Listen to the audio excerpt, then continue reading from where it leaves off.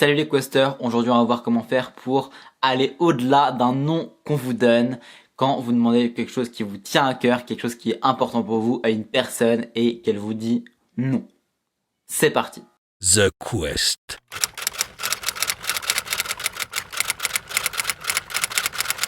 Alors on peut donner des tas d'exemples dans lesquels cette situation peut arriver, donc typiquement ça peut être vous rencontrez quelqu'un avec qui ça match bien par rapport à votre entreprise, avec qui vous vous entendez très bien personnellement et avec qui vous pouvez potentiellement faire un partenariat. Vous allez la rencontrer, vous la voyez de temps en temps et au bout d'un moment vous vous dites bon, c'est peut-être le moment de se lancer à l'eau et de demander à la personne si elle est prête à faire un partenariat avec vous. Cette personne-là, une fois que vous l'avez demandé, elle vous dit je vais y réfléchir et au bout de quelques heures ou quelques jours, elle vous dit non. C'est pas vraiment le meilleur moment pour moi, je suis pas encore prêt à faire un partenariat. Ça peut être aussi typiquement le cas, vous avez un produit qui semble correspondre à une personne que vous connaissez plus ou moins. Vous lui proposez, voilà, vous lui parlez un peu de votre offre, vous lui parlez de vos différents produits et vous essayez de lui proposer un produit qui semble correspondre à ses besoins. Après quelques temps de réflexion, la personne vous dit non.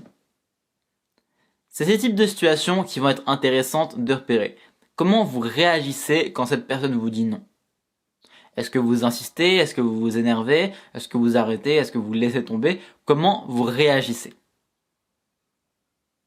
Je vous laisse réfléchir 2-3 secondes. Ok. Ce que je vous propose de faire quand vous avez justement ce type de situation, quand on vous dit non, c'est de ne pas prendre déjà, premièrement, ce non pour un non définitif. Ok, là on vous dit non. Peut-être que c'est pas forcément agréable à avoir sur le moment comme retour. Vous n'êtes pas forcément ok avec ce retour-là. Vous comprenez d'ailleurs peut-être pas pourquoi on vous dit non. Mais il faut l'accepter dans un premier temps. Ça sert à rien de s'énerver, ça sert à rien de rentrer en conflit avec la personne ou même de rentrer en conflit avec sa décision parce que vous pouvez pas y faire grand chose, en tout cas dans l'instant. Ce que je vous conseille par rapport à ça, c'est de ne jamais accepter un non sur le long terme. Sur le court terme, vous ne pouvez que l'accepter. Si vous essayez de forcer sa décision, ça ira jamais dans votre sens.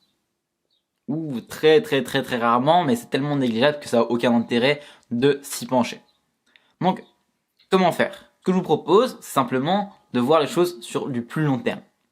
Donc typiquement, si une personne vous dit non aujourd'hui pour un partenariat, il y a de grandes chances que sa décision soit potentiellement différente ou un peu différente dans 3 mois.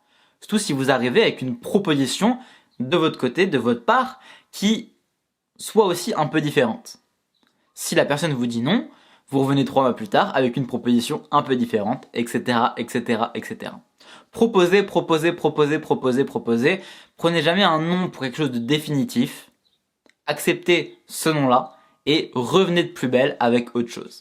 Si vous revenez avec la même chose, c'est une forme de harcèlement. Si vous revenez avec quelque chose de différent en ayant les meilleures intentions du monde, là, ça sera bénéfique et la personne en face verra que vous êtes simplement très motivé, que vous avez vraiment envie de cette collaboration ou de travailler avec elle ou de lui proposer votre offre parce que vous pensez qu'elle est vraiment adaptée à cette personne. Voilà.